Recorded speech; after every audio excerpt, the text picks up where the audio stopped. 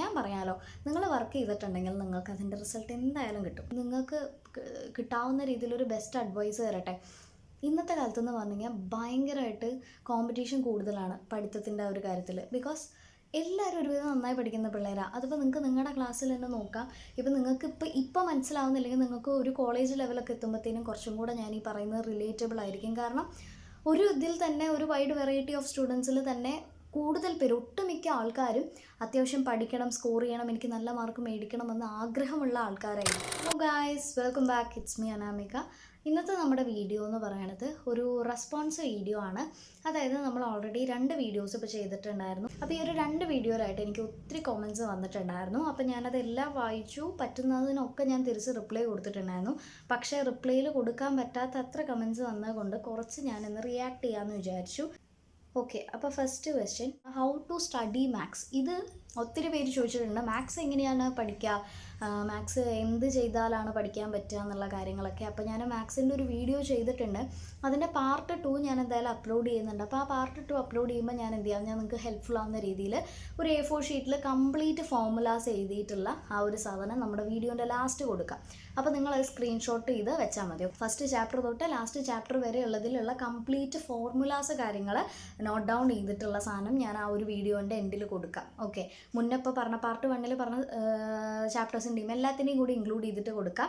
അപ്പോൾ അത് ആദ്യം ഒന്ന് എഴുതി സെറ്റാക്കി കഴിഞ്ഞാൽ നിങ്ങൾക്ക് എന്തായാലും കിട്ടും. പിന്നെ മാത്സ് എങ്ങനെയാണ് പഠിക്കുക എന്നുള്ളത് ചോദിക്കുന്നവരുടെ അടുത്ത് എനിക്ക് മെയിനായിട്ട് പറയാനുള്ളത്, നിങ്ങൾ ചെയ്ത് തന്നെ പഠിക്കുക. കാരണം വർക്കൗട്ട് ചെയ്യാണ്ട് കിട്ടത്തില്ല. ബാക്കിയുള്ളതൊക്കെ കുറച്ചുകൂടി തിയറി സബ്ജക്റ്റാണ്. പക്ഷേ മാത്സിൽ എന്ന് പറഞ്ഞാൽ എന്താടാ, തിയറിക്കൊന്നും ഇല്ലല്ലോ, ഫുൾ നമുക്ക് പ്രോബ്ലംസ് ആണ്. അപ്പോൾ നിങ്ങൾ മെയിൻലി ഫോക്കസ് ചെയ്യേണ്ടത് പല ടൈപ്പ്, അതായത് ഒരു ഫോർമുല പഠിച്ചാൽ ആ ഫോർമുല വെച്ച് വരുന്ന ക്വസ്റ്റ്യൻസ് നിങ്ങൾ വർക്കൗട്ട് ചെയ്യുക.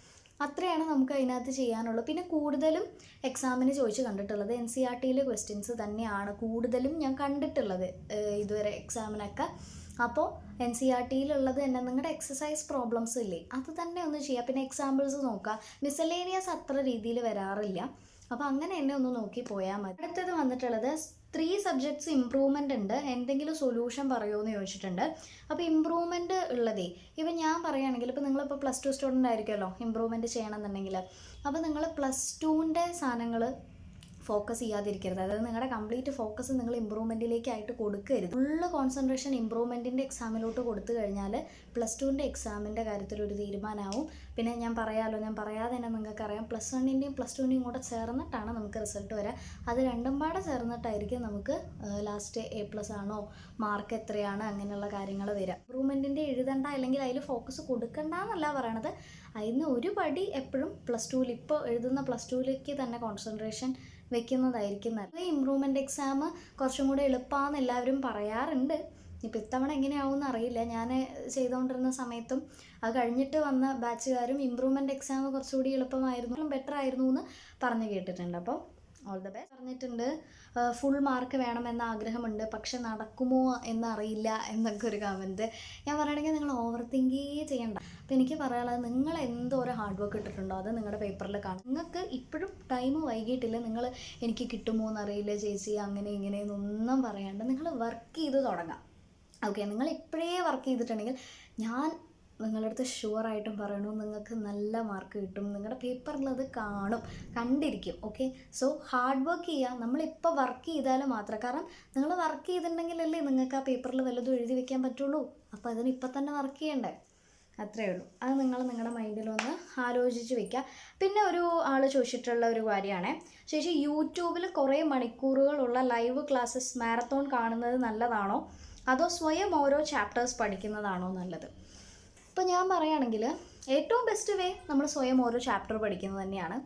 അതാകുമ്പോൾ എന്ന് പറഞ്ഞാൽ നമുക്ക് കറക്റ്റായിട്ട് മനസ്സിലാവും എന്തൊക്കെയാണ് ടോപ്പിക്ക്, എന്തൊക്കെയാണ് എവിടേക്കാണ് ഉള്ളത്, കാര്യങ്ങളൊക്കെ നിങ്ങൾക്ക് നല്ല കറക്റ്റായിട്ട് നിങ്ങളുടെ മൈൻഡിൽ സ്ട്രൈക്ക് ആവും. ഇപ്പോൾ നിങ്ങൾക്കൊരു ടോപ്പിക്ക് മനസ്സിലായില്ല, ലൈവ് കാണുക, എന്നിട്ട് ആ ഒരു ടോപ്പിക്ക് നിങ്ങൾക്ക് മനസ്സിലാവാത്ത ടോപ്പിക്ക് ജസ്റ്റ് ഒന്ന് നിങ്ങൾ ക്ലിയർ ചെയ്തെടുക്കുക. ഓക്കെ, അതാണ് പറ്റുന്നത്. അല്ലാതെ ഇപ്പം ഞാൻ പറയട്ടെ, നിങ്ങളിപ്പോൾ ഒന്നും പഠിച്ചിട്ടില്ല, ഓക്കെ, ഒന്നുമേ പഠിച്ചു തുടങ്ങിയിട്ടില്ല. നിങ്ങളിങ്ങനെ വിചാരിക്കണം, ഓക്കെ എക്സാം ഇതാ 5-ാം തീയതി സ്റ്റാർട്ട് ചെയ്യുന്നു, അല്ലെങ്കിൽ 6-ാം തീയതി സ്റ്റാർട്ട് ചെയ്യുന്നു. അപ്പോൾ 5-ാം തീയതി വൈകുന്നേരം 7 മണി തൊട്ട് ഇത്ര മണി 11 മണി വരെയുള്ള ഒരു മാരത്തോൺ ഉണ്ട്. അതങ്ങ് കണ്ടു കഴിഞ്ഞാൽ എല്ലാം സെറ്റായി, എനിക്ക് ഫുൾ മാർക്സ് കിട്ടും, ഞാൻ നല്ല അടിപൊളിയായിട്ട് മാർക്ക് മേടിക്കും, ഫുൾ A+ കിട്ടും എന്ന് വിചാരിച്ച് നിങ്ങൾ ഇരിക്കുന്നുണ്ടെങ്കിൽ അങ്ങനെ ഇരിക്കണ്ട. എനിക്ക് അത്രേ പറയുള്ളൂ. കാരണം എന്താണെന്നറിയോ, ഈ യൂട്യൂബിലെ ലൈവ് ക്ലാസ്സുകൾ മോശമാണെന്നല്ല പറയുന്നത്. തലേന്നുള്ള മാരത്തോൺ എസ്പെഷ്യലി എന്താണ്, നാളെയാണ് എക്സാം, ഇനി അവിടെ എന്താ പ്രിപ്പറേഷൻ ഉള്ളത്? നിങ്ങളൊന്ന് ആലോചിച്ച് നോക്കിക്കേ. ഇപ്പം നിങ്ങൾക്ക് ഇപ്പോൾ ഫിസിക്സിൽ തന്നെ എനിക്ക് തോന്നുന്നു 14 ചാപ്റ്റേഴ്സ് എങ്ങാണ്ടുണ്ട്. ഈ 14 ചാപ്റ്റർ അവർ ഒറ്റ മാരത്തോണിൽ ആ 14 ചാപ്റ്ററിൽ എല്ലാ കോൺസെപ്റ്റും പറയുന്നു നിങ്ങൾക്ക് തോന്നുന്നുണ്ടോ? ഒന്നാമത് അത് പോസിബിൾ അല്ല, അത് വേറെ കാര്യം. അവർ മാരത്തോൺ ക്ലാസ്സിൽ അവരെന്താണ് ചെയ്യുന്നത്, എല്ലാ കോൺസെപ്റ്റും ജസ്റ്റ് ഒന്ന് ഓടിച്ച് പറഞ്ഞു പോകുന്നു. അതിൽ ഇമ്പോർട്ടൻ്റ് ആയിട്ടുള്ളതായിരിക്കും അവർ പറയുക, മൈന്യൂട്ടായിട്ടുള്ളത് അവർ സ്കിപ്പ് ചെയ്യുന്നുണ്ടാവും. എന്നിട്ട് അത് റിലേറ്റ് ചെയ്തിട്ടുള്ള പ്രോബ്ലംസ് ആണ് അവിടെ ചെയ്തുകൊണ്ടിരിക്കുന്നത്. അത് ആർക്കാണ് ഏറ്റവും കൂടുതൽ ഹെൽപ്ഫുൾ എന്നറിയോ? ഓൾറെഡി പഠിച്ച് ഒരു ടോപ്പിക് അല്ലെങ്കിൽ ഒരു സബ്ജക്റ്റ് കംപ്ലീറ്റ് പഠിച്ച് ഒരു 2-3 വട്ടം റിവിഷൻ കഴിഞ്ഞിരിക്കുന്ന ഒരാൾക്കാണ് ഈ ഒരു തലേന്നത്തെ ഉള്ള ആ ഒരു മാരത്തോൺ ക്ലാസ് ഏറ്റവും കൂടുതൽ ഹെൽപ്പാവുന്നത്. അല്ല, നിങ്ങൾക്ക് ആ ഒരു സബ്ജക്റ്റിൽ ABCD പോലും അറിയില്ല, അതിൽ ഒരു ലെസൺ പോലും നിങ്ങൾക്ക് മര്യാദയ്ക്ക് അറിയില്ല എന്നുണ്ടെങ്കിൽ നിങ്ങൾ ആ ഒരു 7 മണി തൊട്ട് 11 മണി വരെ ഇരുന്ന് ആ മാരത്തോൺ ലൈവ് ഇരുന്ന് കണ്ടിട്ടുണ്ടെങ്കിൽ നിങ്ങൾക്ക് ആ ലൈവ് കണ്ടതിനും ഒരു ഗുണം ഉണ്ടാവില്ല. നിങ്ങൾ പഠിക്കാതിരുന്നുകൊണ്ട് നിങ്ങളുടെ ഒത്തിരി ടൈം നഷ്ടപ്പെടുകയും ചെയ്യും. നിങ്ങൾ ഓൾറെഡി റിവിഷൻ കഴിഞ്ഞിരിക്കുന്നവരാണെന്നുണ്ടെങ്കിൽ ഓൾ സെറ്റ്, നിങ്ങൾ പോയി നോക്കിക്കോളൂ, കണ്ടോളൂ. പക്ഷെ അല്ലാത്തവരാണെങ്കിൽ അതൊരു ബേർഡൻ ആയിരിക്കും, നിങ്ങളത് കാണാതിരിക്കുന്നതാണ് നല്ലത്. CS എങ്ങനെയാണ് പഠിക്കുക, അതായത് കമ്പ്യൂട്ടർ സയൻസ് എങ്ങനെയാണ് പഠിക്കേണ്ടത് എന്നറിയില്ല, ഒന്ന് പറഞ്ഞു തരുമെന്ന് ചോദിച്ചിട്ടുണ്ട്. സിൻടാക്സ് എല്ലാത്തിനെയും പഠിക്കുക. പിന്നെ നിങ്ങൾക്ക് +1 അല്ലേ, +1-നകത്ത് +1 ആണെങ്കിലും +2 ആണെങ്കിലും അതിനകത്ത് ഇങ്ങനെ ടാബുലർ കോളം വെച്ചിട്ട് ഇങ്ങനെ ഉണ്ടാവുമല്ലോ ഡിഫറൻഷ്യേറ്റ് ചെയ്യാൻ. ഇപ്പം എക്സാമ്പിൾ എന്താ പറയുക, ഇപ്പോൾ ഫോർ ലൂപ്പും വൈൽ ലൂപ്പാണ് വിചാരിക്കും, വെറുതെ ഒരു എക്സാമ്പിളെ. ഇങ്ങനെ ബോക്സിൽ നിങ്ങൾക്ക് ഡിഫറൻഷ്യേറ്റ് ചെയ്യാനുണ്ടാവും. അങ്ങനത്തെ ക്വസ്റ്റ്യൻസ് നമ്മുടെ ക്വസ്റ്റ്യൻ പേപ്പർ ഇടുന്ന ആൾക്കാർക്ക് ഭയങ്കര ഇഷ്ടമാണ്, ഭയങ്കര കാര്യമാണ് അവർക്ക്. അപ്പോൾ അങ്ങനത്തെ എല്ലാം പഠിച്ചോട്ടോ, അതെന്തായാലും വരും, നോ ഡൗട്ടാണ്. പിന്നെ സിൻടാക്സ് എല്ലാത്തിൻ്റെയും പഠിക്കാം.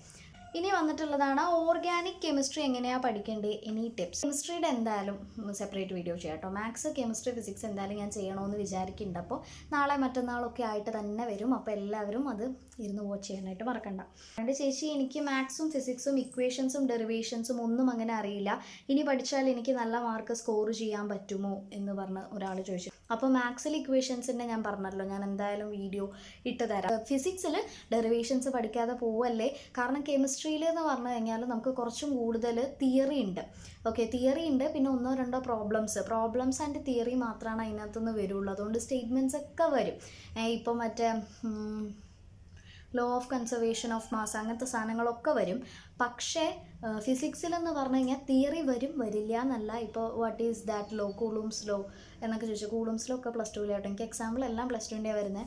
അപ്പോൾ അങ്ങനത്തെയൊക്കെ വരും. പക്ഷേ ഡെറിവേഷൻസ് ഇമ്പോർട്ടൻ്റ് ആണ്, 7 മാർക്കിനും ഒക്കെ ചോദിക്കാവുന്ന ഇമ്പോർട്ടൻ്റ് ആയിട്ടുള്ള ഡെറിവേഷൻസ് ഉണ്ട്.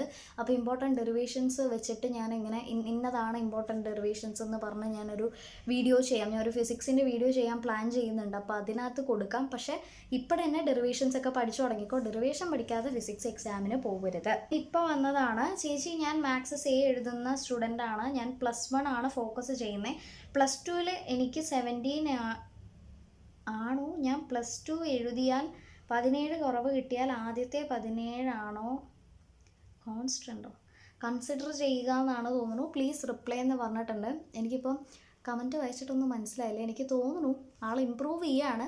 അപ്പോൾ ഇമ്പ്രൂവ്മെൻറ്റ് എക്സാം എഴുതിയിട്ട് ഓൾറെഡി ഉണ്ടായിരുന്ന മാർക്കിനെക്കാട്ടിലും കുറവായി കഴിഞ്ഞാൽ ഓൾറെഡി ഉള്ള മാർക്കാണോ എടുക്കുക, അതോ പിന്നെയും ഇത് കുറഞ്ഞ മാർക്കാണ്, എഴുതി കഴിഞ്ഞ മാർക്കാണോ എടുക്കുക എന്നുള്ളതാണെന്ന് തോന്നുന്നു ഡൗട്ട്.